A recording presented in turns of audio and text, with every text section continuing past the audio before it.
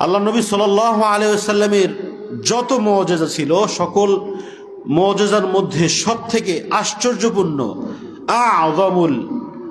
আজাবুল মুআজিজাত আযমুল মুআজিজাত আজাবুল মুআজিজাত, বড় এবং আশ্চর্যপূর্ণ মুআজিজা হলো কি? মেরাজুন নবী সাল্লাল্লাহু আলাইহি ওয়াসাল্লাম। যা উলামায়ে কেরাম এবং সকল আলেমের মতে ২৬ তারিখ দিবাগত রাত ২৭শে রজব সংঘটিত হয়েছে। এই তারিখে সকলে ঐক্যমত হয়েছে, কিন্তু মাসে কোনো সন্দেহ নাই যে রজব মাসে এই মেরাজ সংঘটিত হয়েছে। মেরাজের সম্পর্কে আপনারা অনেক আলোচনা শুনেছেন। যেহেতু এই মাসটা আমরা অতিবাহিত করে আসছি, বেশি দিন হয় না, ১ সপ্তাহ হয়েছে, মানে এখন আবার শাবান মাসে আসছি। এরপরে আবার একটা গুরুত্বপূর্ণ একটি মাস সামনে আমাদের রয়েছে। সেই মাসের নাম কি?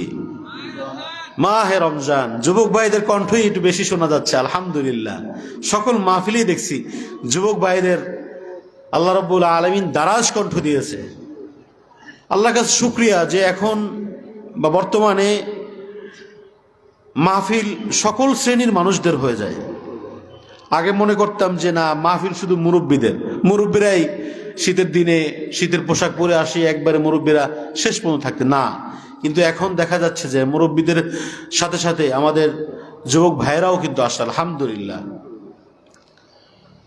তো সবথেকে গুরুত্বপূর্ণ রজব মাসের ঘটনা হলো মেরাজ, যা আল্লাহ নবী সাল্লাল্লাহু আলাইহি ওয়াসাল্লামের মুআজিজা সমূহের মধ্যে সবথেকে আশ্চর্যপূর্ণ আজাবুল মুআজিজা। তো এই মেরাজ পবিত্র কোরআন এবং হাদিস দ্বারা সাব্যস্ত। যেই মেরাজ যদি কেউ অস্বীকার করে বা বিশ্বাস না করে, তাহলে তার ঈমান থাকবে? কথা বলেন, ঈমান থাকবে? থাকবে না। কিন্তু তারপরেও কিন্তু অবিশ্বাস করার লোকের অভাব নাই, তারাও দাবি করে কি মুসলমান, ঠিক কিনা বলুন? এই মেরাজ যে ঘটনা হয়েছে, এখনো দূরে যাওয়ার দরকার নেই। বাংলাদেশেও অনেক মানুষ আছে, অনেক শ্রেণীর মানুষ আছে যে এটা একটা কথিত ঘটনা, এটা একটা গুজব ঘটনা, এটা একটা রটানো ঘটনা, এটা কোনো সত্য ঘটনা না, এমন বিশ্বাস করাও মানুষ আছে না নাই? তারাও কিন্তু মুসলমান দাবি করছে, ঠিক কিনা বলুন? এখন প্রশ্ন হলো যে মেরাজ যদি অস্বীকার করে ঈমান থাকবে কি থাকবে না, এই আলোচনায় আসে। আল্লাহ রাব্বুল আলামিন সূরা বনী ইসরাঈলের ১ম নম্বর আয়াতে ইরশাদ করেন, সুবহানাল্লাযী আসরা বিআবদিহি লাইলাম মিনাল মাসজিদিল হারাম ليلا من المسجد الحرام إلى المسجد الأقصى الذي باركنا حوله لنريه من آياتنا إنه هو السميع البصير আল্লাহু আকবার। যদি মিরাজকে আপনার অস্বীকার করতে হয়, তাহলে এই আয়াতকে অস্বীকার করে দেখান। কোরআনের একটা আয়াত যদি আমি অস্বীকার করি, তাহলে আমার ঈমান থাকবে? যদি বলি ভাই কোরআনের তো অনেক আয়াত রয়েছে, ৬৬৬৬, মতান্তরে ৬২৩২, এই যে আয়াতগুলো, একটা যদি বলেন যে ছোট একটা আয়াত, যে তহা, ছোট একটা আয়াত না এটা, তহা, অথবা কদ আফলাহা মান তাযাক্কা, ছোট একটা আয়াত, যদি বলেন যে আমি এই আয়াতটা বিশ্বাস করি না, আপনার ঈমান থাকবে? থাকবে? এখন প্রমাণ করব যে এই আসরা, এটা যে মেরাজের সাথে সম্পৃক্ত, এই বিষয়ে এখন বলবো। মেরাজের কয়টা দিক? আমার হয়তো অত সুর নাই, সুর দিয়ে অত ঘটনা মানে প্রবল আলোচনা করার অভ্যাস নাই, আমি নাদান।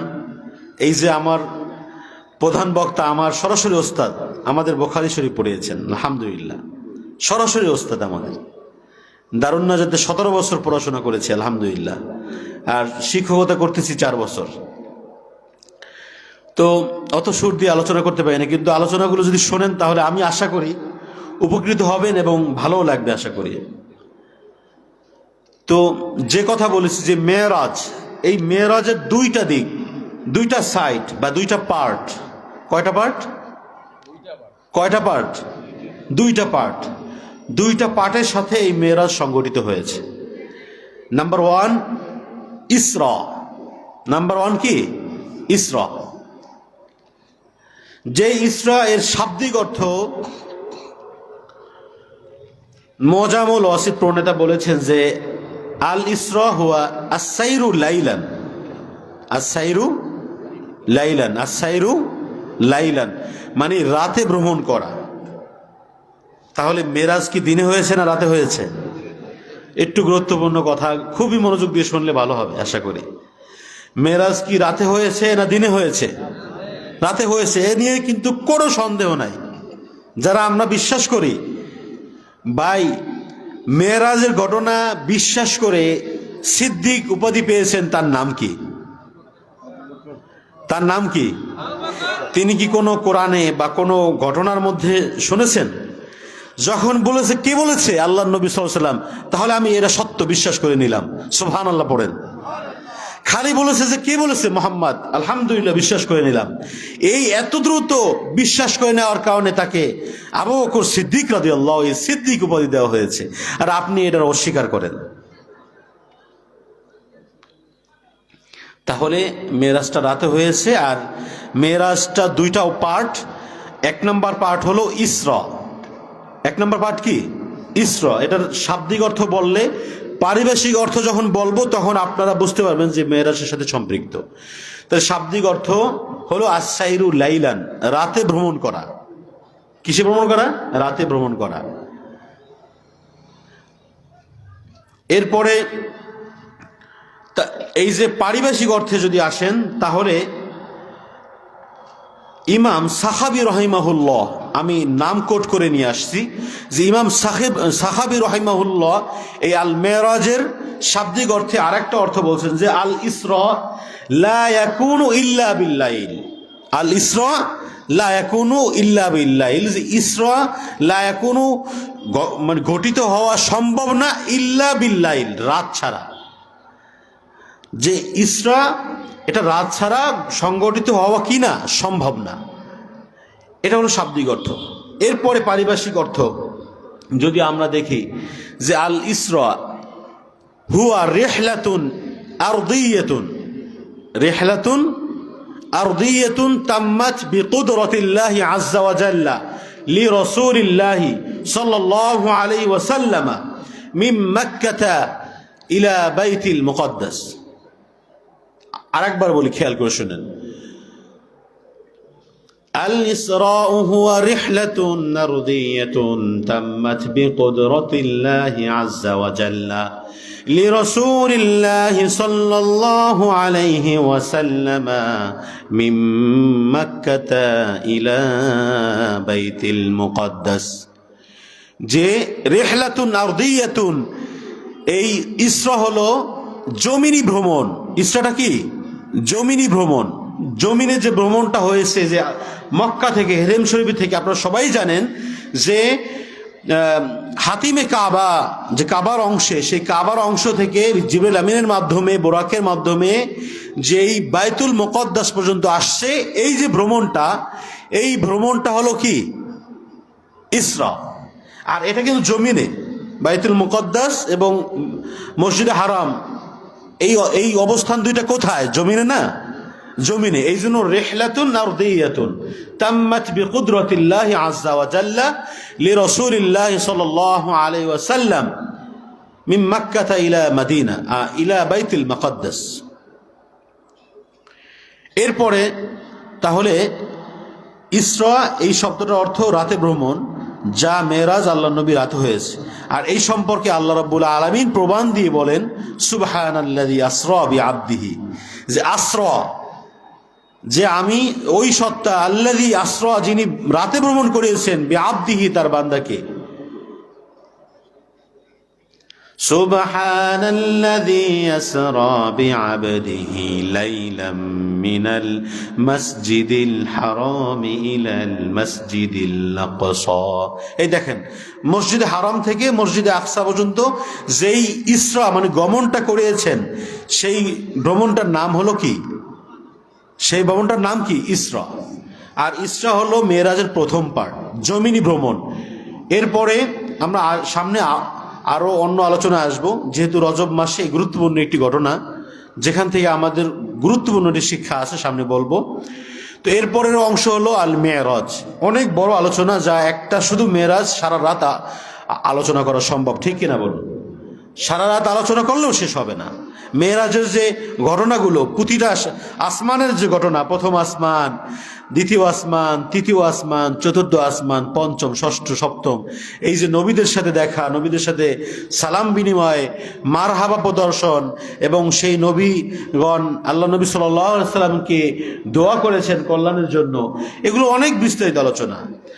দ্বিতীয় নম্বর অংশ কি? আল মেরাজ, যেটা রিহলাতুন সামাউইয়াতুন, যে আসমানি ভ্রমণ, তাম্মাত বিকুদরতিল্লাহি আযজা ওয়া জাল্লা, যে আল্লাহ রাব্বুল আলামিন পরিপূর্ণ করেছেন লি রাসূলিল্লাহ, তার রাসূলের জন্য, মিম বাইতুল মুকদ্দাস ইলা সিদরাতুল মুনতাহা, যে বাইতুল মুকদ্দাস থেকে সিদরাতুল মুনতাহা ইলা আরশিল আযীম, এরপরে সুম্মা লিকাউ বিল্লাহ, যে আল্লাহ রাব্বুল আলামিনের সাথে সাক্ষাৎ, এবং সিদরাতুল মুনতাহা, এই সকল বাইতুল মামুর, এই সকল সফরকে বলা হয় মেরাজ। যে তাম্মাত রিহলাতুন সামাউইয়াতুন তাম্মাত বিকুদরতিল্লাহি আযজা ওয়া জাল্লা মিন বাইতুল মুকদ্দাস ইলা সিদরাতিল মুনতাহা, এই সফরটাকে বলা হয় মেরাজ। যেই সফরের মধ্যে সাত আসমানে এরকম বিভিন্ন নবীদের সাথে দেখা, এই বিভিন্ন নবীদের সাথে সালাম বিনিময়, দোয়া, এরপরে সিদরাতুল মুনতাহা, এরপর বাইতুল মামুর, তারপরে ইলাল আরশিল আযীম, এবং আল্লাহ রাব্বুল আলামিনের সাথে দেখা, সেখান থেকে হাদিয়া স্বরূপ উম্মতে মুহাম্মাদের জন্য নিয়ে আসা হয়েছে কি আমরা সবাই জানি? নামাজ। আমি এই পয়েন্টে আসতেছি, যে শিক্ষাটা কি দেখেন, যে রজব মাসটা আমি কোট করছি কেন? যেহেতু শাবান মাস, কিন্তু রজব মাসটাকে আমি টেনে আনছি কি জন্য? যে গুরুত্বপূর্ণ একটি আমল, যা গত মাসের একটি ঘটনার মাধ্যমে আল্লাহ রাব্বুল আলামিন নাজিল করেছেন, ঠিক কিনা বলুন? যে মেরাজের রাত্রিতে এই নামাজ অবতীর্ণ হয়েছে উম্মতে মুহাম্মাদের জন্য। কয় ওয়াক্ত? 50 ওয়াক্ত। সবাই জানি 50 ওয়াক্ত নামাজ নিয়ে আসছে মুসা আলাইহিস সালামের কাছে। আবার মুসা আলাইহিস সালাম পাঠিয়েছেন, কমায় নিয়ে আসো। এরকম করতে করতে 45, 40, 35, 9 বার গেছে। কয়বার? 9 বার। 5 নং 45। 5 ওয়াক্ত নিয়ে আসার পর মুসা আলাইহিস সালাম বলেছেন যে আবার যাও, এই 5 ওয়াক্ত পারবে না, কারণ আমার উম্মত বনী ইসরাইলের প্রতি দৈনিক 6 রাকাত নামাজ ছিল। কয় রাকাত? সকালে 2 রাকাত, বিকালে 2 রাকাত, রাতে 2 রাকাত। তাও আমার বনী ইসরায়েল পালন করতে পারে না। সেই অভিজ্ঞতার দিক থেকে বলতেছি, আরো কমাই নিয়ে আসো। তখন আমাদের প্রিয় হাবিব সাল্লাল্লাহু আলাইহি সাল্লাম মুসা আলাইহিস সালামকে বলেন, জিয়া মুসা, আমি আর লজ্জায় যেতে পারছি না, আমি আর কমাতে পারছি না। 50 ওয়াক্ত থেকে 5 ওয়াক্তে আসছে, আর কিভাবে যাই? লজ্জায় যেতে পারতেছি না। তখন আল্লাহ রাব্বুল আলামিন বলেছেন যে এই 5 ওয়াক্ত নামাজ যে কি করবে, যে ওয়াদাল্লাহি হাক্কুন, আল্লাহ রাব্বুল আলামিনের ওয়াদা সত্য। ওয়াদা কি? সত্য। এই 5 ওয়াক্ত নামাজ যদি কেউ খুশুর সাথে, আন্তরিকতার সাথে আদায় করে, এই 5 ওয়াক্তের জায়গায় 50 ওয়াক্তের সওয়াব দিবে তিনি কে? আরো জোরে বলি, তিনি কে? তাহলে আমরা যদি 5 ওয়াক্ত নামাজ আদায় করি, আমরা কয় ওয়াক্ত নামাজের সওয়াব পাবো ইনশাআল্লাহ? 50 ওয়াক্ত নামাজ। 5 × 10, 50 ওয়াক্ত নামাজের সওয়াব পাবো। তাহলে এই গুরুত্বপূর্ণ একটি ঘটনার মধ্য দিয়ে উম্মতে মুহাম্মাদের জন্য 5 ওয়াক্ত নামাজ কিন্তু ফরজ হয়েছে। এজন্য আমাদের উচিত, যেহেতু রজব মাস একটি গুরুত্বপূর্ণ মাস, যাকে আল্লাহ রাব্বুল আলামিন হারাম মাস হিসেবে, সম্মানিত মাস হিসেবে ঘোষণা দিয়েছেন, সেই মাসটা অতিবাহিত হয়েছে। এখন যে মাস আসছে খুবই গুরুত্বপূর্ণ একটি মাস, যেই মাস শাবান মাস।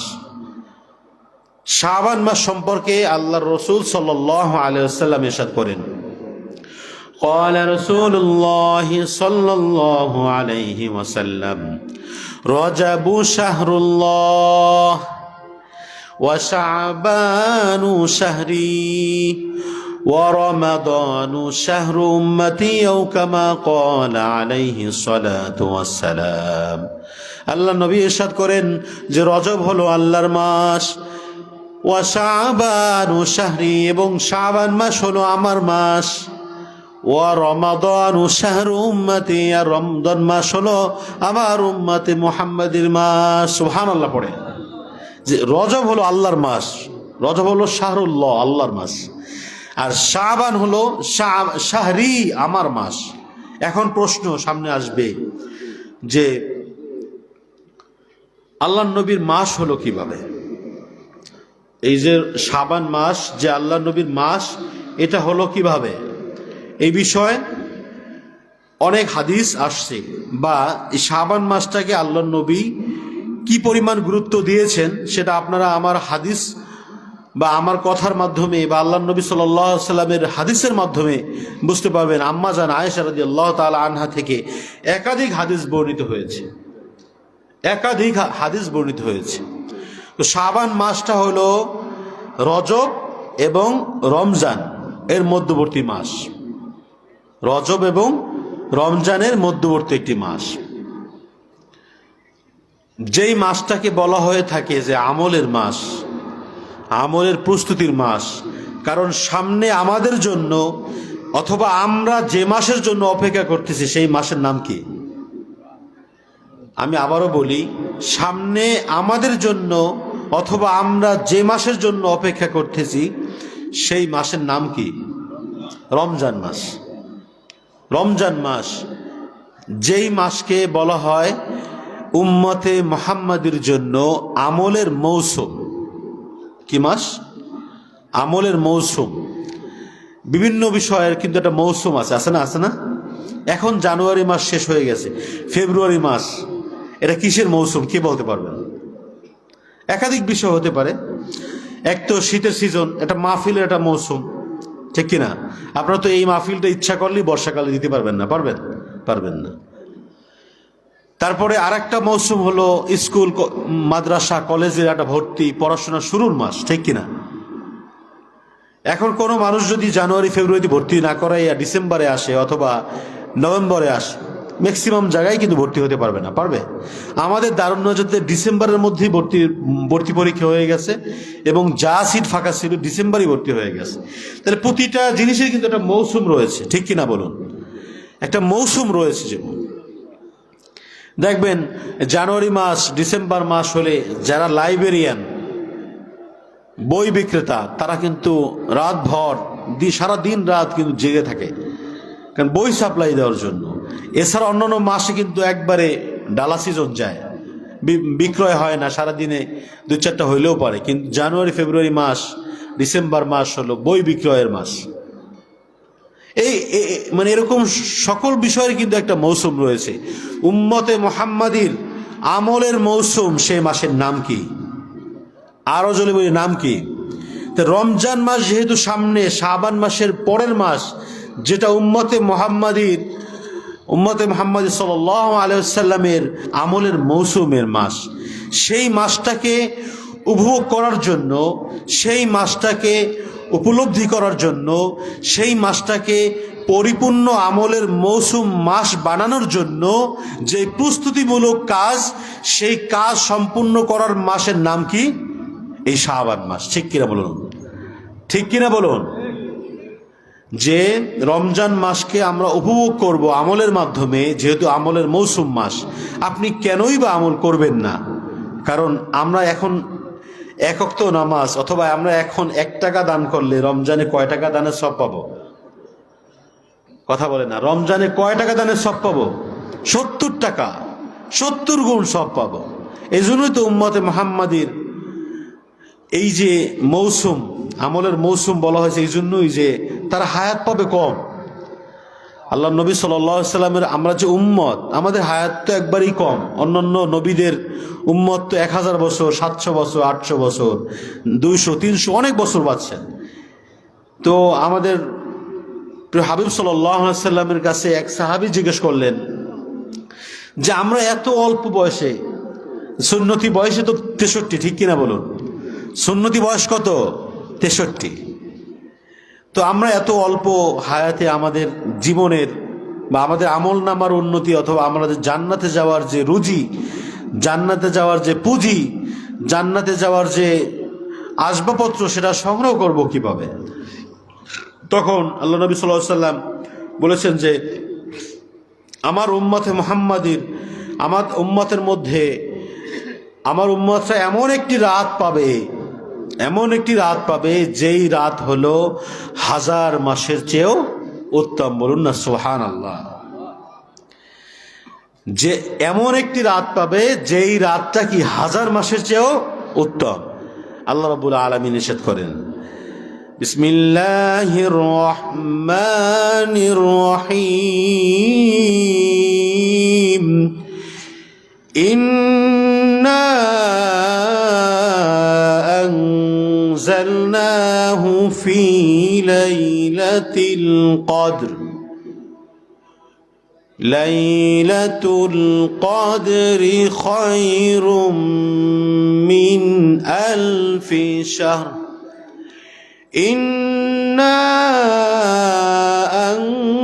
আনজালনাহু ফি লাইলাতিল কদরি ওয়া মা আদরাকা মা লাইলাতুল কদর, লাইলাতুল কদরি খায়রুম মিন আলফি শাহর। বলুন না সুবহানাল্লাহ। আল্লাহ নবী তার সাহাবীদেরকে বলেছেন যে তোমাদের মধ্যে বা আমার উম্মতদের মধ্যে তোমরা এমন একটি রাত পাবে যে লাইলাতুল কদরি খায়রুম মিন আলফি শাহর, যেই রাত হলো 1000 মাসের চেয়ে উত্তম। বলুন না সুবহানাল্লাহ। এখন ক্যালকুলেশন করি আমরা, 1000 মাস সমান সমান কত বছর? 1000 মাস সমান সমান কত বছর? 1000 মাস সমান সমান হলো 83 বছর 4 মাস। 1000 মাস সমান সমান কত বছর? 83 বছর, মানে 83.4, অর্থাৎ 83 বছর 4 মাস। তাহলে আমরা এমন কয়টা রাত পেয়েছি বলুন? যদি এখানে 60 বছর হয়ে থাকে কারো, কোনো মুরব্বী বাবাদের, তাহলে 60 বছরে 60,000 রাত পাইছে, ঠিক কিনা বলুন?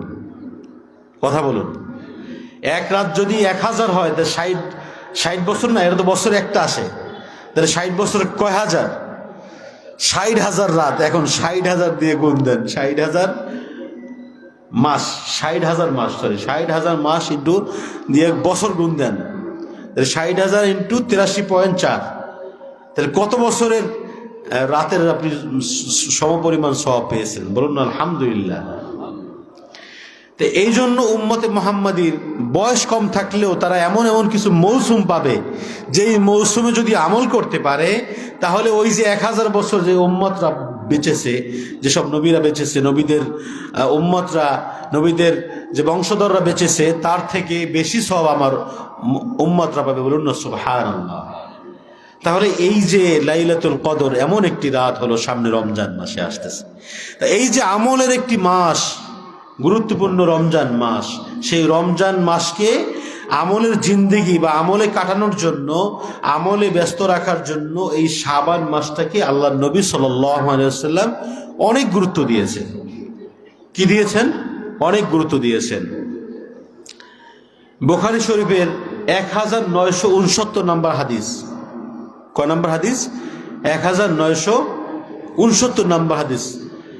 আম্মা জান আয়েশা রাদিয়াল্লাহু তাআলা আনহা বর্ণনা করেন, ফামা রাআইতু রাসূলুল্লাহি সাল্লাল্লাহু আলাইহি ওয়াসাল্লাম ইসতাকমালা সিয়ামা শাহরিন ইল্লা রমাদান وما رأيته أكثر صياما منه في شعبان আম্মা জান আয়েশা রাদিয়াল্লাহু তাআলা আনহা থেকে বর্ণিত, তিনি বলেন, ফামা রাআইতু রাসূলুল্লাহ সাল্লাল্লাহু আলাইহি ওয়াসাল্লাম, আমি রাসূল সাল্লাল্লাহু আলাইহি ওয়াসাল্লামকে দেখি নাই ইস্তাকমালা সিয়াম, যে পরিপূর্ণ করতে, সিয়ামা শাহরিন, যে কোনো পরিপূর্ণ মাস বা পূর্ণ এক মাস রোজা রাখতে আমি রাসূলুল্লাহ সাল্লাল্লাহু আলাইহি ওয়াসাল্লামকে দেখি নাই, ইল্লা, কথা বলেন, ইল্লা রমাদান, ইল্লা রমাদান, রমজান মাস ছাড়া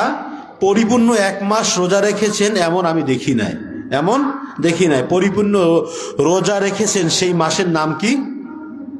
কথা বলেন না। পরিপূর্ণ রোজা রেখেছেন সেই মাসের নাম কি? রমজান মাস। তো সেই রমজান মাস ছাড়া আম্মাজান আয়েশা রাদিয়াল্লাহু তাআলা আনহা বলেন যে আমি ফামা রাআইতু রাসূলুল্লাহ সাল্লাল্লাহু আলাইহি ওয়াসাল্লাম ইস্তাকমালা সিয়ামা শাহরিন, যে পরিপূর্ণ এক মাস রোজার মানে রেখেছেন আল্লাহর নবী, এমনটা আমি দেখি না, ইল্লা রমাদান, তবে রমজান ব্যতীত। রমজানে পরিপূর্ণ রোজা রেখেছেন। রমজানে কি পরিপূর্ণ রোজা রাখা ফরজ না অর্ধেক রোজা রাখা ফরজ? কথা বলি না। রমজানে কি পরিপূর্ণ রোজা রাখা ফরজ না অর্ধেক রোজা রাখা ফরজ? পরিপূর্ণ রোজা। 30টা হলে 30টা, 29টা হলে 29টা। মাস যে কয়দিন রোজাও সেই কয়, ঠিক কিনা বলুন? মাস যে কয়দিন রোজাও সেই কয়দিন। চাঁদ উঠবে রোজা রাখা শেষ, চাঁদ উঠবে না আবার সাহারি খেতে হবে, ঠিক কিনা বলুন? নাকি আমরা আমাদের দেশে চাঁদ না উঠলেও অন্য কোথাও দেখে আমরা রোজা ভেঙে ফেলবো? এটা কি ঠিক হবে? ঠিক হবে না। চাঁদের সাথে সম্পৃক্ত, আরবি মাস গণনা হয় চাঁদের দিক থেকে। তো এই মানে এমনই একটি মাস, যেই মাস ছাড়া আল্লাহ নবী যেই মাস ছাড়া কোনো মাস পরিপূর্ণ রোজা রাখে নাই। এখন আমাদের মূল কথায় আসি। ওমা রাআইতুহু, আমি দেখি নাই, আকসারা সিয়ামা মিনহু ফি শাবান, এই রমজানের পরে, রমজান তো পরিপূর্ণ মাস রোজা রেখেছেন আল্লাহ নবী সাল্লাল্লাহু আলাইহি সাল্লাম, এই রমজান ছাড়া ওমা রাআইতুহু, আল্লাহ নবীর স্ত্রী আম্মাজান আয়েশা রাদিয়াল্লাহু তাআলা আনহা বলেন যে আমি দেখি নাই ওমা রাআইতুহু আকসারা সিয়ামা মিনহু ফি শাবান, যে শাবান মানে শাবান মাস ছাড়া অন্যান্য মাসে এত পরিমাণ রোজা রাখতে আমি আর দেখি নাই। অর্থাৎ অধিক পরিমাণে রোজা রেখেছেন এই শাবান মাসে। কোন মাসে? শাবান মাসে। সামনে আরো হাদিস আসবে, যেই মাসে মানে যেই হাদিসে আল্লাহ নবী সাল্লাল্লাহু আলাইহি সাল্লাম ইরশাদ হয়েছে যে কানা ইয়াসুমু শাবানা ইল্লা কলিলা, যে অল্প কয়েকদিন ছাড়া বাকি দিনগুলো পুরা মাস কি রেখেছেন? রোজা রেখেছেন, 2-4 দিন ছাড়া। তা আমরা সবাই জানি যে শাবান মাসের 27 তারিখ পর্যন্ত নফল রোজা রাখা যায়। এর পরের যে 2-3 দিন আছে এটাকে রোজা রাখতে নিষেধ করেছেন, কারণ এখানে সাওমে শাক বা সন্দেহে রোজা হয়ে যায়, যেহেতু 1-2 দিন পরেই রমজানের রোজা চলে আসে। আর যদি শাবান মাসের একবার শেষ তারিখ পর্যন্ত রোজা রাখে তাহলে রমজানের রোজার সাথে সাদৃশ্যপূর্ণ হয়ে যায়। এই জন্য 27 তারিখ পর্যন্ত নফল রোজাগুলো রাখা নিয়ম আছে। তাহলে আল্লাহ নবী সাল্লাল্লাহু আলাইহি সাল্লাম এত পরিমাণ রোজা এই শাবান মাসে রেখেছেন যা অন্যান্য মাসে এত পরিমাণ রোজা রাখে নাই, আর রমজান মাস তো পুরাই রেখেছেন। এরপরে আম্মাজান আয়েশা রাদিয়াল্লাহু তাআলা আনহা থেকে অপর একটি হাদিস বর্ণনা, কানা হাব্বু শুহুরি ইলা রাসূলিল্লাহি সাল্লাল্লাহু আলাইহি ওয়াসাল্লাম আইয়াসুমাহু শাবান, আল্লাহর নবী সাল্লাল্লাহু আলাইহি ওয়াসাল্লামের কাছে রোজা রাখার দিক থেকে সবথেকে আহাব্বু শুহুরি, সবথেকে প্রিয় মাস হলো শাবান মাস। বলুন না সুবহানাল্লাহ, আরো জোরে বলি সুবহানাল্লাহ। যে রোজা রাখার দিক থেকে সবথেকে আইয়াসুমাহু শাবান, সবথেকে পছন্দের মাস হলো এই শাবান মাস। বলুন না সুবহানাল্লাহ।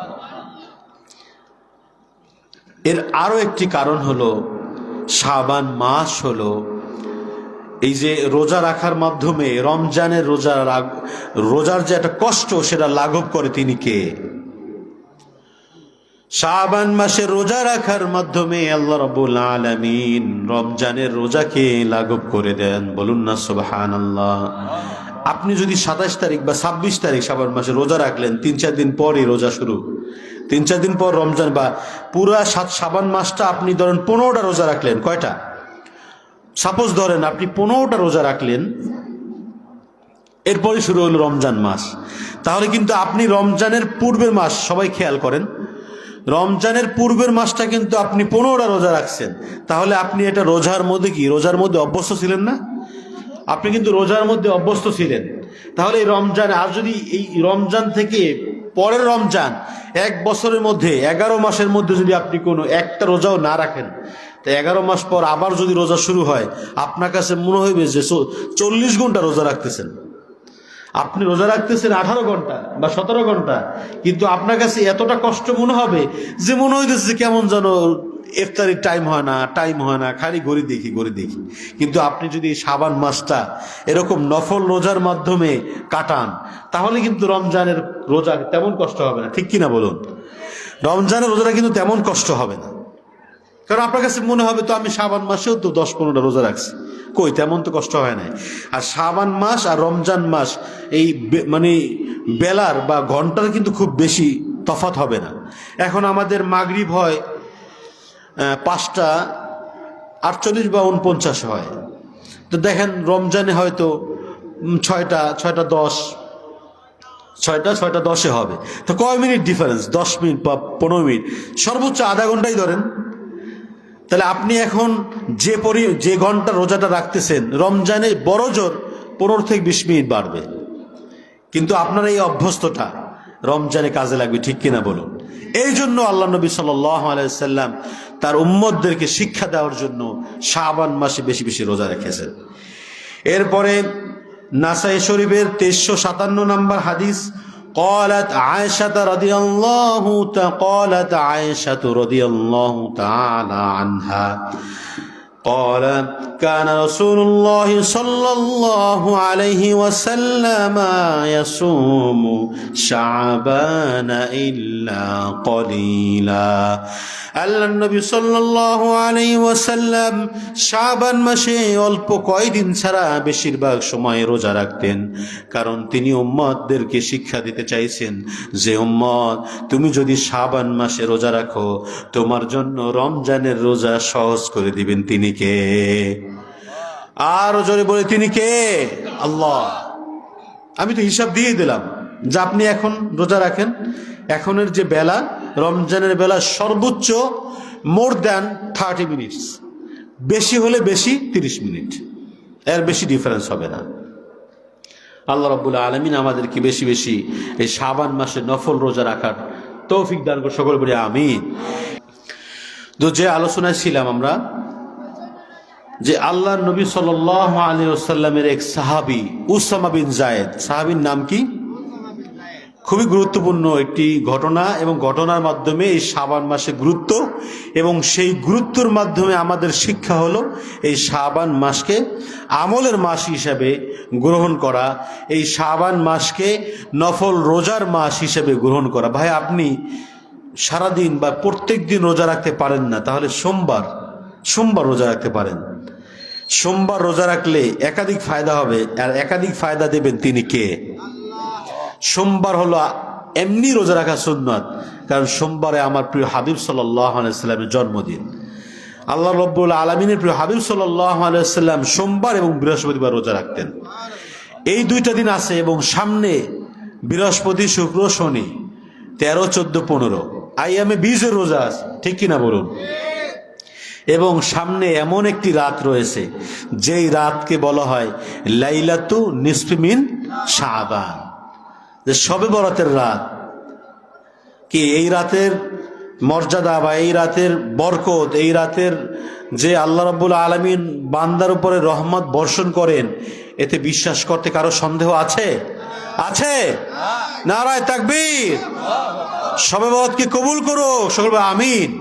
এবং শবে বরাতের রাতে আমাদের আমলনামায় বেশি বেশি নেকি দান করে, সকল বলি আমিন। তো আপনি বা আমরা ইচ্ছা করলে এই সোমবারের রোজা বৃহস্পতিবার রোজা, এবং সামনে যে 3টা 13, 14, 15, এই 13, 14, 15 আরবি মাসের এই 3 তারিখ 3 দিন রোজা রাখা, এটা হলো আইয়ামে বীজের রোজা, আইয়ামে বীজের রোজা। তো এটা এমনি রাখা সুন্নত। আরও যদি শাবান মাসে রাখেন আরো সুন্নত হবে। কেন? শাবান মাস প্রিয় হাবিব সাল্লাল্লাহু আলাইহি ওয়াসাল্লাম অধিকাংশ দিনই কি রোজায় কাটাতেন। তা আম্মা জান আয়েশা রাদিয়াল্লাহু তাআলা আনহার হাদিস থেকে প্রমাণিত হয়েছে। এখন উসামা বিন জায়েদ সাহাবীর নাম কি? নাসাই শরীফের আন্তর্জাতিক সংখ্যা, নাসাই শরীফের আন্তর্জাতিক সংখ্যা 2357 নম্বর হাদিস। কত নম্বর হাদিস? 2357 নম্বর।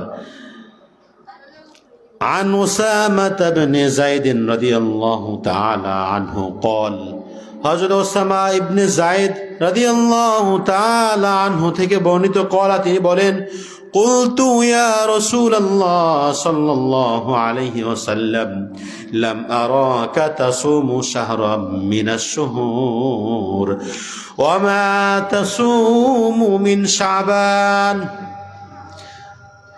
আল্লাহর হাবিব সাল্লাল্লাহু আলাইহি ওয়াসাল্লামকে উসামা বিন যায়েদ জিজ্ঞাসা করলেন, ইয়া রাসূলুল্লাহ, ইয়া হাবিব আল্লাহ, যে শাবান মাস অপেক্ষা অন্য কোনো মাসে এত রোজা আমি রাখতে দেখি নাই। যে আপনি এক কথায় যে আপনি শাবান মাসে এত রোজা রাখার কারণ সম্পর্কে আল্লাহ নবী সাল্লাল্লাহু আলাইহি ওয়াসাল্লামকে জিজ্ঞাসা করেছেন। তিনি কে? তার নাম কি? Osama bin Zayed. মনে আছে তো? তিনি জিজ্ঞেস করলেন যে, ইয়া রাসূলুল্লাহ, লাম আরাকা, আমি আপনাকে দেখি নাই, তাসুমু শাহরান মিনাশ শুহুরি, মানে সকল মাস থেকে, এই মানে তাসুমু শাহরান, যে মাসে রোজা রাখতে দেখি নাই, মা তাসুমু, যা রেখেছেন, মিন শাবান, শাবানের যে পরিমাণ রোজা রেখেছেন সেই পরিমাণ রোজা অন্য কোনো মাসে রাখতে আমি আপনাকে দেখি নাই। এর কারণ সম্পর্কে জানতে চাইলে আল্লাহ নবী সাল্লাল্লাহু আলাইহি ওয়াসাল্লাম বলেন, قال رسول الله صلى الله عليه وسلم ذلك شهر يغفل الناس عنه بين رجب ورمضان وهو شهر ترفع فيه الأعمال إلى رب العالمين فأحب أن يرفع عملي وأنا صائم। سبحان الله পড়ি। আপনি এখন সুবহানাল্লাহ পড়েন নাই, কিন্তু এই হাদিসের অনুবাদ বা অর্থ পড়ার পর আপনি সুবহানাল্লাহ না পড়ে থাকতে পারবেন না। তাহলে দেখেন, আল্লাহ নবী সাল্লাল্লাহু আলাইহি ওয়াসাল্লাম বলেছেন, জালিকা শাহরুন, এটা এমন মাস, ইয়াগফুলুন নাস আনহু, যেই মাসের গুরুত্ব সম্পর্কে মানুষ গাফেল থাকেন। ইয়াগফুলু, গফালা ইয়াগফুলু, মানুষ গাফেল থাকে।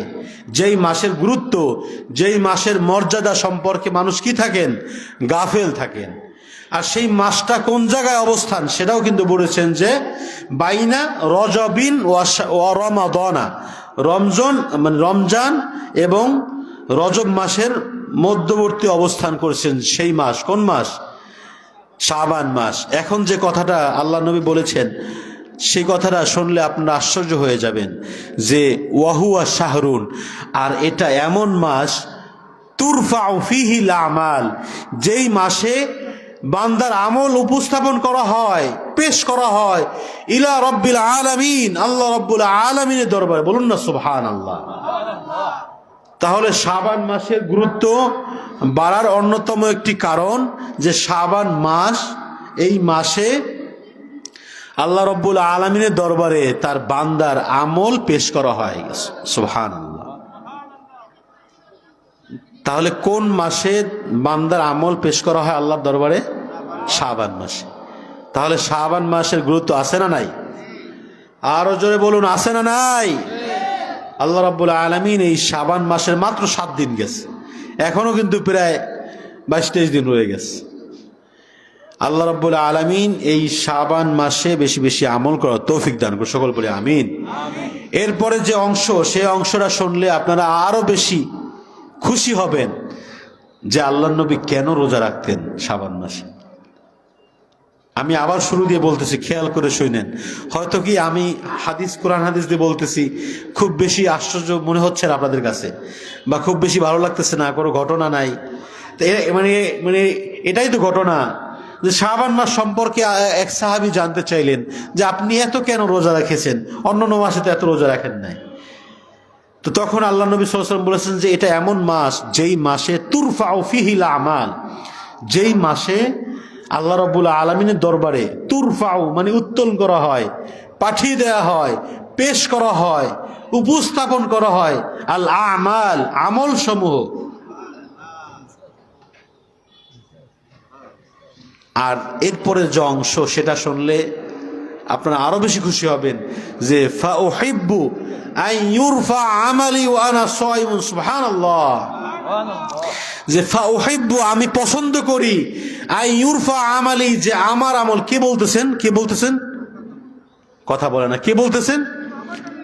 রহমাতুল লিল আলামিন, সাইয়্যিদুল মুরসালিন, ইমামুল মুরসালিন। এই সাইয়্যিদুল মুরসালিন, ইমামুল মুরসালিন কেন বলি, কেউ বলতে পারবেন? আল্লাহ নবী সাল্লাল্লাহু আলাইহি ওয়াসাল্লামকে সাইয়্যিদুল মুরসালিন, ইমামুল মুরসালিন, ইমামুল কিবলাতাইন কেন বলা হয়? কেন বলা হয় কেউ জানেন না। আমি সর্বপ্রথম যে মেরাজের ঘটনা বলেছিলাম মনে আছে? সেই মেরাজে বাইতুল মুকদ্দাসে আল্লাহ রাব্বুল আলামিন যে 2 রাকাত নামাজ পড়েছেন, সেই নামাজের সময় তার মুসল্লি বা তার মুক্তাদি ছিল কারা? কথা বলে না। আল্লাহ নবীর মুক্তাদা মানে মুক্তাদি বা পিছনের মুসল্লি ছিলেন কারা?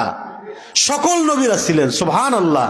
তো সকল নবীদের ইমামতি করেছেন তিনি কে? তিনি কে? ইমামুল মুরসালিন, রসুলদের নবী, রসুলদের ইমাম। আর যে ইমামতি করে সে তো নেতা। ইমাম মানে কি? ইমাম মানে কি? নেতা। আর নেতার আরবি শব্দ হলো সাইয়্যিদ, সাইয়্যিদুনা। তাহলে যেহেতু ইমাম মানে নেতা আর সাইয়্যিদ মানে নেতা, যেহেতু সকল নবীদের ইমামতি করেছেন, সকল নবীদেরকে নেতৃত্ব দিয়েছেন, তিনি কে? আমার নবী, আপনার নবী, রহমাতুল লিল আলামিন, আকায়ে মাওলা, তাজদার মদিনা, নূরে মুজাসসাম, নূরুন আলা নূর, আফতাবে নবুওয়া, শাহনশাহে রিসালা, হুজুরপুর নূর সাল্লাল্লাহু আলাইহি ওয়াসাল্লাম, যিনি ওই ইমামতি করেছেন, এই জন্য ইমামুল মুরসালিন বলেছেন। আর যেহেতু ইমাম মানে নেতা আর নেতৃত্ব দিয়েছেন সকল নবীদেরকে, এই জন্য তাকে বলা হয় সাইয়্যিদুল মুরসালিন। বুঝতে পারছেন? তো আমরা যে পয়েন্টে আসছিলাম যে আল্লাহ রাব্বুল আলামিন প্রিয় হাবিব সাল্লাল্লাহু আলাইহি ওয়াসাল্লাম এই হাদিসের শেষ অংশে যে ফাউহিব্বু আমি পছন্দ করি, আই ইউরফা আমার আমল উপস্থাপন করা হোক, আমালি আই ইউরফা আমালি আমার আমল উপস্থাপন করা হোক, ওয়া আনা সাইমুন, সুবহানাল্লাহ।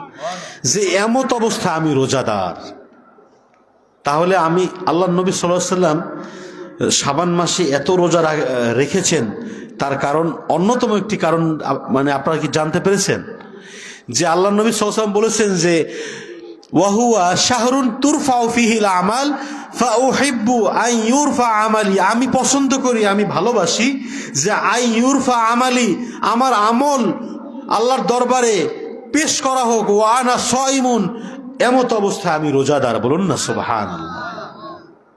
তাহলে আপনি আমি যদি রোজা রাখি আর এই অবস্থায় যদি ফেরেশতাদের মাধ্যমে আপনার আমল যদি আল্লাহ নেয়, ফেরেশতারা কি বলবে যে এই ব্যক্তি রোজাদার না? ফেরেশতারা কি মিথ্যা বলবে? নাউজুবিল্লাহ। ফেরেশতারা কি মিথ্যা বলবে? মিথ্যা বলবে না। ফেরেশতারা বলবে যে আমি যে আব্দুল্লাহর আমল নিয়ে আসছি, আজকে তো ওই আব্দুল্লাহ রোজাদার। বলুন না সুবহানাল্লাহ। এই যে আশা, আল্লাহ রাব্বুল আলামিন যে খুশি হবেন, এই খুশির জন্যই যার কোনো গুনাহ তো নাই, বরং যার কোনো ধরনের কোনো ভুল ত্রুটি নাই, যে রহমাতুল লিল আলামিন, যেই গুনাহমুক্ত জীবন, যেই নবী সাল্লাল্লাহু আলাইহি ওয়াসাল্লাম যার আগে পরে কোনো গুনাহ আছে? যদি বলি গুনাহ আছে, ঈমান থাকবে? থাকবে না। কিন্তু সেই নিষ্পাপ মাসুম নবী সাল্লাল্লাহু আলাইহি ওয়াসাল্লাম, তিনি তার আমল পৌঁছানোর এতটা আবেগ, এতটা আশা যে আমি রোজাদার অবস্থায় যদি আমার আমলটা আমার বন্ধুর কাছে পৌঁছায়, সে অনেক খুশি হবে। সেই খুশির জন্য শাবান মাসে রোজা রেখেছেন। কেন? শাবান মাসে আমার আমল আল্লাহর দরবারে পৌঁছাবে। বলুন না সুবহানাল্লাহ। তাহলে শাবান মাসের গুরুত্ব আছে না নাই? শাবান মাসের গুরুত্ব আছে না নাই? এজন্য যেহেতু শাবান মাসের মাত্র 7 দিন গেছে, সামনে তো গুরুত্বপূর্ণ একটি রাত রয়েছে, যে রাত সম্পর্কে পবিত্র কোরআনে আয়াত বর্ণিত আছে এবং যেই রাতে মানুষের ভাগ্য, মানুষের তাকদীর নির্ধারণ করা হয়, এমন গুরুত্বপূর্ণ একটি রাত শবে বরাত সামনে রয়েছে। এছাড়াও আমরা এই যে বললাম সোমবার, বৃহস্পতিবার, 13, 14, 15 এই দিনগুলোতে কিন্তু আমরা রোজা রাখতে পারি, ঠিক কিনা বলুন। এবং এই রোজা ছাড়াও অন্যান্য আমল, যেমন আমি সামনে রমজান মাস আসতেছে, কিন্তু দেখবেন, আপনারাই দেখবেন রমজানের প্রথম 1 থেকে 5-7 তারাবি এই মসজিদে জায়গাও দিতে পারবেন না, ঠিক কিনা বলুন। প্রথম তারাবিতে দেখবেন এই মসজিদে জায়গা দেওয়া যাবে না, কি ঠিক কিনা বলুন। এছাড়াও দেখবেন এখন যে ওয়াক্তিয়া নামাজে লোক হয়, রমজানে এর কম হবে না বেশি হবে? বেশি হবে। কারণ চিন্তা করবে যে আমি রোজাও কিন্তু ফরজ, আর নামাজটা যে পড়তেছি এটাও কি মনে হয় রোজার থেকে নামাজের গুরুত্ব কম, তাই না? রোজার থেকে নামাজের গুরুত্ব কম, বেশিও বলা যাবে না, কারণ রোজাও ফরজ। বুনিয়াল ইসলাম আলা খামসিন, শাহাদাতু আল্লা ইলাহা ইল্লাল্লাহ ওয়া আন্না মুহাম্মাদ রাসূলুল্লাহ ওয়া ইকামাস সালাহ ওয়া ইতাজ যাকাত ওয়া সাওমি রমাদান ওয়া হজ্জুল বাইতি মান ইসতাতা ইলাইহি সাবিলা। যে রমজান আমি রোজা রাখতেছি কিন্তু নামাজ পড়তেছি না, একটা ফরজ খুব পালন করতেছি আর একটা ধারে কাছেও যাচ্ছি না। এই জন্য দেখবেন রমজান মাসে ওয়াক্তে নামাজে কিন্তু মুসল্লি বেশি হয়। তাহলে ভাই আপনি যেহেতু রমজানে নামাজ পড়বেন 5 ওয়াক্ত, সেই অভ্যস্তটা আপনি এখন থেকে শুরু করেন। যেহেতু গত মাস গেল মেরাজের মাস, নামাজ আল্লাহ রাব্বুল আলামিনের পক্ষ থেকে বান্দার উপরে অবতীর্ণের মাস, ঠিক কিনা বলুন। অবতীর্ণের ঘটনা গত মাসে গেল। যেই মাসে যদি 50 ওয়াক্তই আমাদের উপরে যদি থাকতো, ভাই আমরা কি নামাজ পড়তে পারতাম? 50 ওয়াক্ত, তখন কেমন অবস্থা হইতো? নামাজ উজু করে মসজিদে ঢুকছেন, নামাজ শেষ, চা খাইয়ে আবার দেখবেন নামাজ, আবার বের হইবেন, আবার নামাজ, 50 ওয়াক্ত। কিন্তু কতটা আসান করে দিয়েছেন। কিন্তু আল্লাহ রাব্বুল আলামিন কিন্তু কোনো বান্দার হক নষ্ট করেন না, করেন না। ওয়াদাল্লাহি হাক্কুন, আল্লাহর ওয়াদা হক। আল্লাহ রাব্বুল আলামিন বান্দার উপরে জুলুম করেন না। 50 ওয়াক্ত বলেছেন, 5 ওয়াক্ত নামাজ যদি আমরা পড়ি 50 ওয়াক্তের সব দিবে তিনি কে? আরো যদি বলি তিনি কে? আল্লাহ। দেখেন কষ্টটা কতটা লাঘব করে দিয়েছেন, কিন্তু সব কি কমিয়েছেন? সব কিন্তু কমান না। এজন্য এই মাসটা যেহেতু নফল ইবাদত বন্দেগী দিয়ে আমরা ভরে দেই, ভরপুর করি, তাহলে রমজান মাসটা আমরা আমলে পরিপূর্ণ করতে পারবো, আমলের মাস হিসেবে অ্যাকসেপ্ট করতে পারবো, আমলের মাস হিসেবে উপভোগ করতে পারবো, ঠিক কিনা বলুন। আল্লাহ রাব্বুল আলামিন এই শাবান মাসকে আমলের মাস, এই শাবান মাসকে আমলের প্রস্তুতির মাস, এই শাবান মাসকে আল্লাহ রাব্বুল আলামিনের দরবারে আমলের উপস্থাপন হবে সেই মাস হিসেবে গ্রহণ করে বেশি বেশি আমল করার তৌফিক দান করে সকল বলি আমিন। সম্মানিত উপস্থিতি, এখন আমি আসি, আমি যে ভূমিকায় যে আয়াত পড়েছি আপনারা আজকে জানলে অত্যন্ত আশ্চর্য হবেন যে আল্লাহ রাব্বুল আলামিনের যতগুলো ফরজ বিধান রয়েছে, তার মধ্যে সব থেকে মাজলুম, নির্যাতিত, অসহায়, নিপীড়িত ফরজ বিধানের নাম কি? কে বলতে পারবেন? একজন মানুষ দেখি বলি, কে বলতে পারবেন? আমি আবারও বলি যে আল্লাহ রাব্বুল আলামিনের যত ফরজ বিধান রয়েছে তার মধ্যে সব থেকে মাজলুম মানে অত্যাচারিত, নিপীড়িত, অসহায়, নিরুপায় এমন ফরজ বিধানের নাম কে বলতে পারবেন? কেউ পারবেন? না, পারবেন না।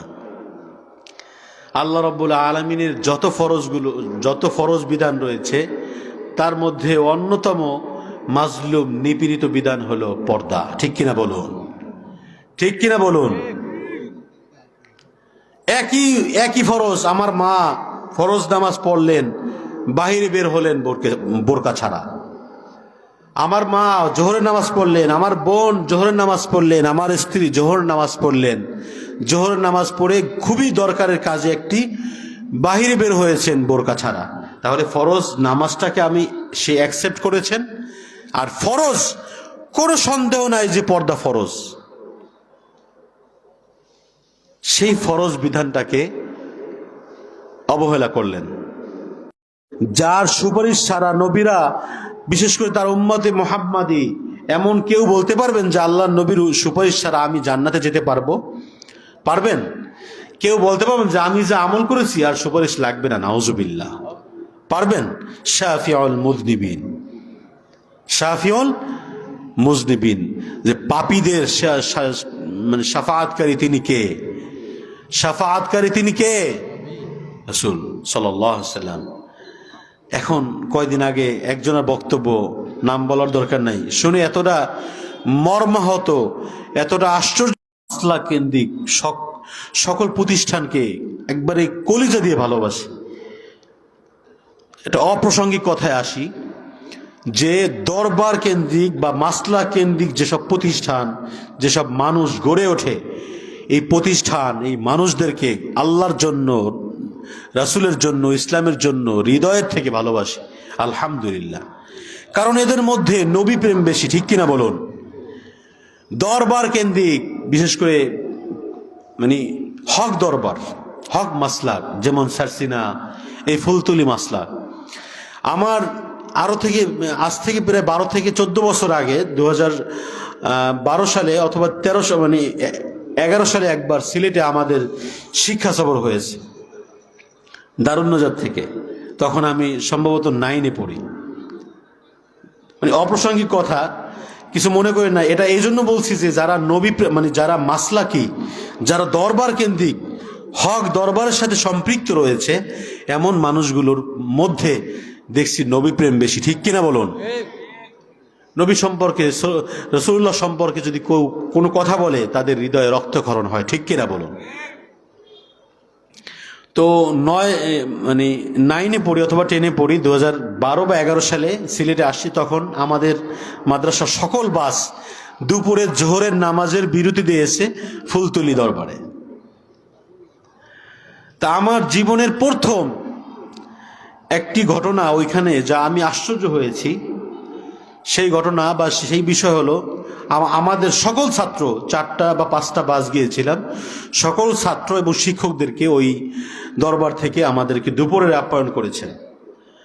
আপ্যায়নের পরে, ওই আপ্যায়নের সময় ওই দরবারের কিছু ছাত্র, সম্ভবত তাদের মাধ্যমে যে কসিদাটা আমি শুনেছি, আমার জীবনে প্রথম শুনেছি, কসিদায়ে বুরদা।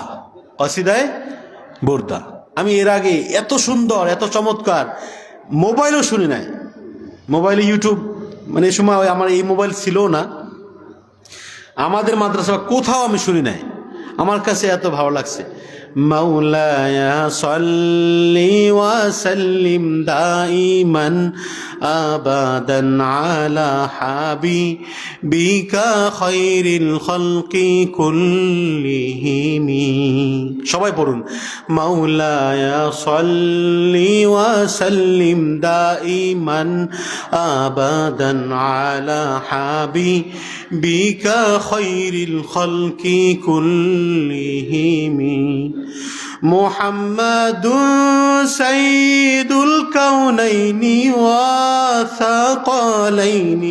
মুহাম্মাদুন সাইয়্যিদুল কাউনাইনি ওয়া সাকালাইনি ওয়াল ফারিকাইনি মিন উরবি ওয়া মিন আজামি। মাওলা ইয়া সাল্লি ওয়া সাল্লিম দাইমান আবাদান আলা হাবি।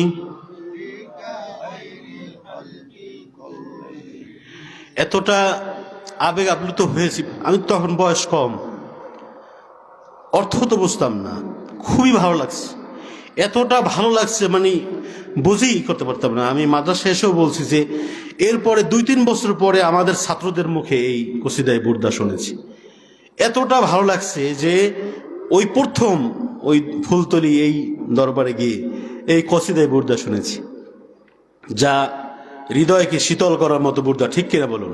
আরেকবার পড়ি, মাওলায়া সাল্লি ওয়া সাল্লিম দাইমান আলা হাবিবিকা খায়রিল খালকি কুল্লিহিম হুয়াল হাবিবুল্লাযী তুরজা শাফাআতুহু هو الحبيب الذي ترجى شفاعته لكل هول من الأهوال مقتحم مولاي صل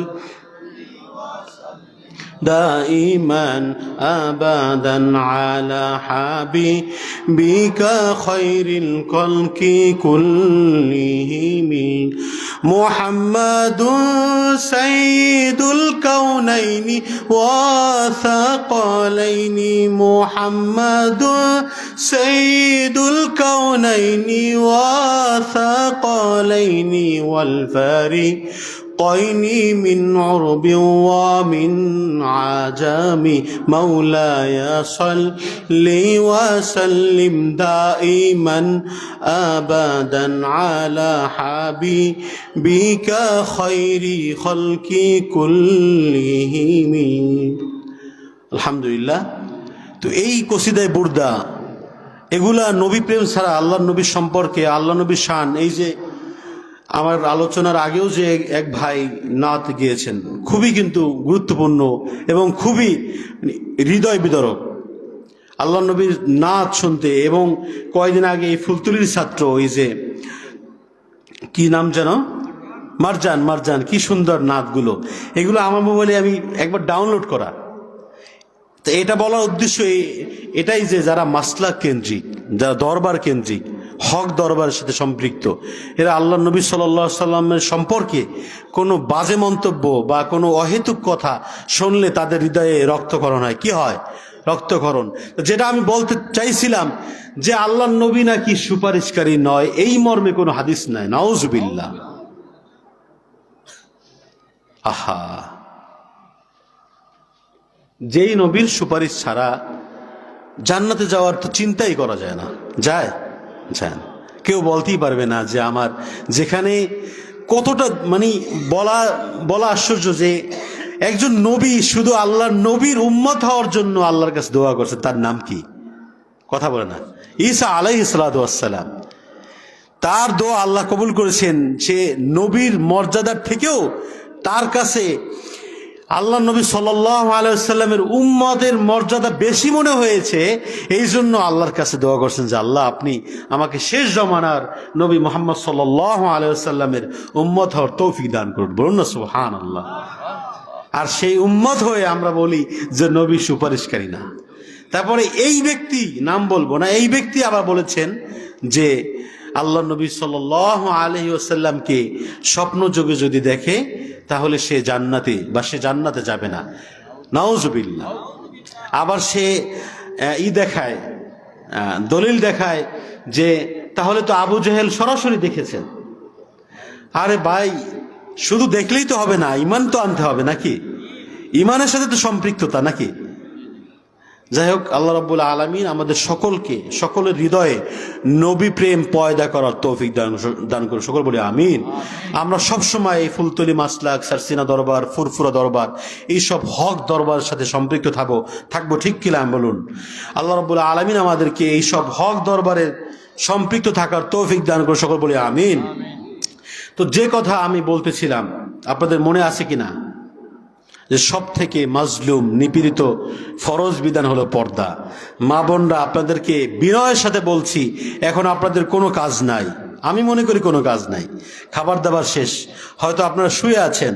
আমার কথাগুলো শোনার জন্য বিনীত অনুরোধ করছি যে আপনারা আশ্চর্য হয়ে যাবেন, আল্লাহ নবী সাল্লাল্লাহু আলাইহি সাল্লাম এই পর্দা, বা এই যে পর্দাকে অবহেলা করা বা পর্দাকে অবজ্ঞা করা অথবা পর্দার সাথে তামাশা করা, এই ক্ষেত্রে অনেক হাদিস বর্ণনা করেছেন। যার অন্যতম একটি হাদিস, আল্লাহ নবী সাল্লাল্লাহু আলাইহি সাল্লাম, আমি যে কথাই বলেছিলাম যে আল্লাহ নবীর সুপারিশ যেমন আমাদের দরকার, তেমন যদি আল্লাহ নবীর লানত যদি আমাদের উপরে আসে, তাহলে এটা সম্পূর্ণ উল্টো হয়ে যাবে না? যদি আল্লাহ নবীর কারো উপরে লানত আসে, সে কি জান্নাতে যেতে পারবেন? পারবে না। যে এক হাদিসে আল্লাহ নবী সাল্লাল্লাহু আলাইহি ওয়াসাল্লাম সামনে আসবে যে লাআনা রাসূলুল্লাহ সাল্লাল্লাহু আলাইহি ওয়াসাল্লাম আর রজুলা, ওই ব্যক্তিকে, ওই পুরুষ ব্যক্তিকে লানত করেছেন কে? রাসূল সাল্লাল্লাহু আলাইহি ওয়াসাল্লাম। লানত মানে কি? অভিশাপ। লানত মানে কি? অভিশাপ। কি লানত করেছেন? যে ইয়ালবাসু, যে পরিধান করে, লিবাসাল মারআতি, লিবাসাল মারআতি, ওই ব্যক্তিকে আল্লাহ নবী সাল্লাল্লাহু আলাইহি ওয়াসাল্লাম অভিশাপ করেছেন, লানত করেছেন। কোন ব্যক্তি?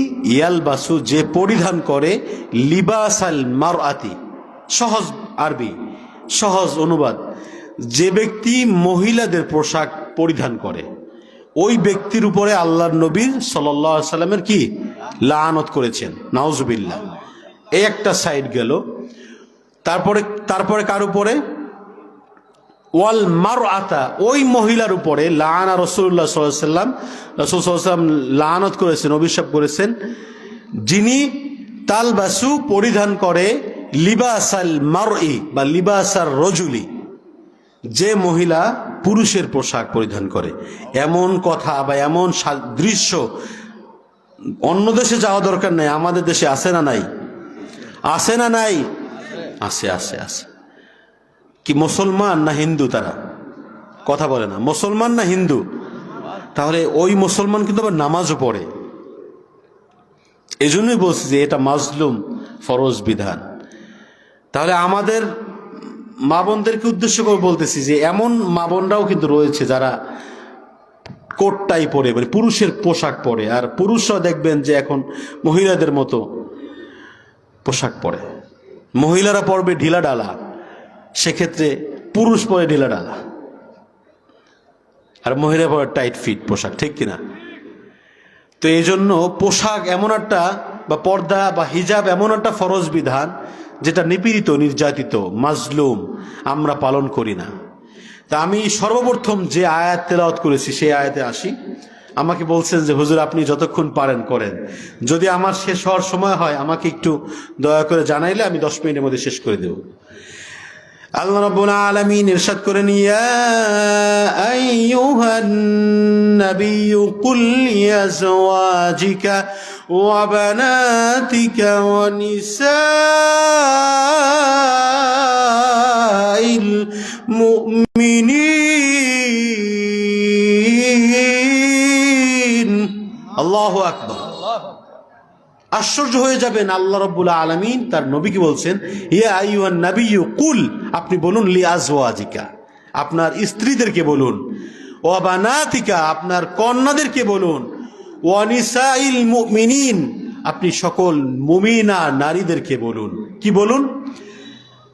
কি বলুন? এরপর হলো ইউদনিনা আলাইহিন্না মিন জালাবিবিহিন, যে তাদেরকে বলুন যে ইউদনিনা আলাইহিন্না মিন জালাবিবিহিন্না, তাদের চাদরের কিয়দাংশ যেন তাদের উপরে কি করে দেয়? টেনে দেয়। কাদেরকে বলছেন? আল্লাহ নবীর স্ত্রীদেরকে। কাদেরকে বলেছেন? আল্লাহ নবী সাল্লাল্লাহু আলাইহি ওয়াসাল্লামের কন্যাদেরকে। এরপরে কাদেরকে বলেছেন? মুমিনা নারীদেরকে। তাহলে আল্লাহ নবী সাল্লাল্লাহু আলাইহি ওয়াসাল্লামের স্ত্রীগণ কি বেপরদায় থাকতেন? নাউজুবিল্লাহ। আল্লাহ নবী সাল্লাল্লাহু আলাইহি ওয়াসাল্লামের কন্যাগণ কি বেপরদায় থাকতেন? নাউজুবিল্লাহ। আম্মাজান আয়েশা রাদিয়াল্লাহু তাআলা আনহার পর্দার অবস্থা আপনারা অনেকেই জানেন, ইফকের ঘটনা। তারপরে ওই যে আল্লাহ নবী সাল্লাল্লাহু আলাইহি ওয়াসাল্লাম, বাইহাকি শরীফের হাদিস, আল্লাহ নবী সাল্লাল্লাহু আলাইহি ওয়াসাল্লাম যখন ইন্তেকাল করেন, তিনি কোন স্ত্রীর ঘরে ইন্তেকাল করেছেন মনে আছে? কোন স্ত্রীর? আম্মাজান আয়েশা রাদিয়াল্লাহু তাআলা আনহার ঘরে। তখন আবু বকর সিদ্দিক রাদিয়াল্লাহু তাআলা আনহু এই খবর শুনে দেখতে আসলেন। এসে মেয়ের ঘরে দরজার সামনে এসে বলতেছেন, আমি কি তোমার ঘরে প্রবেশ করতে পারি ইয়া আয়েশা? আয়েশা কিন্তু আবু বকর রাদিয়াল্লাহু তাআলা আনহুর কি মেয়ে, কন্যা, তারপরও কিন্তু তার ঘরে প্রবেশ, মানে এগুলো কিন্তু আমাদেরকে শিক্ষা দিচ্ছেন যে মেয়ের ঘরে কেন, মায়ের ঘরে, মায়ের রুমেও যদি ঢুকতে হয় সেক্ষেত্রে কি নিতে হবে? পারমিশন নিতে হবে, এটাই ভদ্রতা, এটাই আদব। তখন আম্মাজান আয়েশা রাদিয়াল্লাহু তাআলা আনহা তার বাবাকে বলতেছেন, বাবা একটু ওয়েট করেন, বাবা একটু ওয়েট করেন, কারণ ওই ঘরে তখন আল্লাহ নবী সাল্লাল্লাহু আলাইহি ওয়াসাল্লামের দেহ মোবারক, শরীর মোবারক ওই ঘরেই ছিল, এবং ওই দেহ মোবারকের সাথে তার অন্যান্য স্ত্রীগণও ছিলেন। তো আম্মাজান আয়েশা রাদিয়াল্লাহু তাআলা আনহা কিন্তু আল্লাহর নবীর প্রিয় সাহাবী আবু বকর রাদিয়াল্লাহু তাআলা আনহুর কন্যা। তাহলে কন্যা আর বাবা তাদের ক্ষেত্রে তো কোনো পর্দা নাই, পর্দা আছে নাই। কিন্তু আল্লাহ নবী সাল্লাল্লাহু আলাইহি ওয়াসাল্লামের অন্যান্য যে আরো স্ত্রীগণ ওই ঘরে ছিলেন, তাদের ক্ষেত্রে তো আবু বকর রাদিয়াল্লাহু তাআলা আনহুর পর্দা আছে না নাই? কথা বলে না, আছে না নাই? এই জন্য আম্মাজান আয়েশা রাদিয়াল্লাহু তাআলা আনহা বাবাকে বলছেন, বাবা একটু ওয়েট করেন। তখন ওই অন্যান্য স্ত্রীদেরকে এই বাবা আসার ঘটনা বলায় অন্যান্য স্ত্রীরা সাথে সাথে তাদের চেহারা মোবারক বা তাদের চেহারাগুলো কাপড় দিয়ে ঢেকে দিয়েছে। বলুন না সুবহানাল্লাহ। তাহলে আল্লাহ নবীর স্ত্রীগণ কি পর্দা করেন না?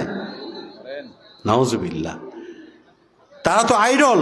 আমাদের মা বোনদের জন্য আম্মাজান আয়েশা রাদিয়াল্লাহু তাআলা আনহা আইডল, আমাদের মা বোনদের জন্য মা ফাতেমা রাদিয়াল্লাহু তাআলা আনহা আইডল, আম্মাজান আয়েশা রাদিয়াল্লাহু তাআলা আনহা, আম্মাজান খাদিজা রাদিয়াল্লাহু তাআলা আনহা, সকল স্ত্রীগণ আমাদের মা বোনদের জন্য অনুকরণীয়, অনুসরণীয়, ঠিক কিনা বলুন?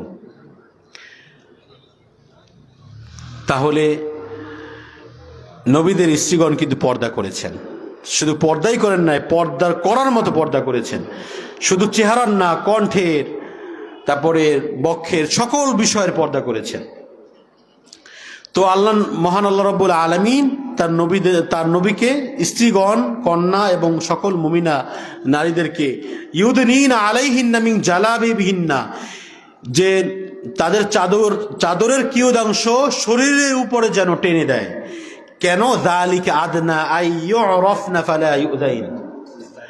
যালিকা আদনা, এটা অধিক সহজ হবে, আইয়ুরাফনা, তাদেরকে চেনার, ফালা ইউযাইন, কিভাবে চেনার? যে কেউ কোনো মা বোনরা যদি পর্দা সহকারে আসে, খুব গুরুত্বপূর্ণ কথা, একটু মনোযোগ দিয়ে শুনেন। আমার মা বোন যদি রাস্তায় একবারে হাত মোজা, পা মোজা দিয়ে যদি আসে, দেখবেন রাস্তাঘাটে বা বর্তমানে বা যে কোনো জায়গায় ইফটিজিংয়ের যে শিকার হয়, অথবা বিভিন্ন জেনা ব্যভিচারে যে লিপ্ত হয় বা শিকার হয়, ম্যাক্সিমাম কিন্তু পর্দাহীন বা পর্দাহীনা নারীরা, ঠিক কিনা বলুন? কারণ আমার মা, আমার বোন যদি পর্দার সাথে আসে, এই কোরআনের আয়াত যে যালিকা আদনা, এটা অধিক সহজ হয়, আইয়ুরাফনা, তাদেরকে চেনার, ফালা ইউযাইন, যাতে করে তাদেরকে উত্ত্যক্ত করবে না, উত্ত্যক্ত করা হবে না। অর্থাৎ যদি এমন কোনো মা বোনরা রাস্তা দিয়ে হাঁটে যারা হাত মোজা, পা মোজা পরা, দেখবেন কোনো ছেলেরা কিন্তু তাদের দিক তাকাইও লাভ নাই, বা তাদের দিকে বা তাদেরকে নিয়ে টিজও করে না, টিজিং করে না, ঠিক কিনা বলুন?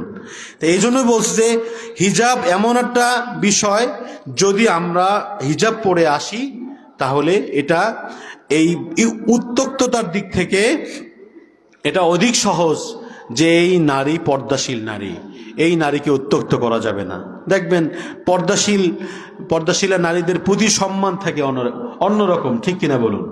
কারণ যেসব নারীরা তাদের সৌন্দর্যকে উপস্থাপন করেন, আল্লাহ রাব্বুল আলামিন সামনে আয়াতে আসবে যে ওয়ালা ইউবদিনা যিনাতাহুন্না, যে তারা যেন তাদের সৌন্দর্য প্রকাশ না করে। আল্লাহ রাব্বুল আলামিনের নির্দেশ যে তারা যেন না করে, নিষেধ।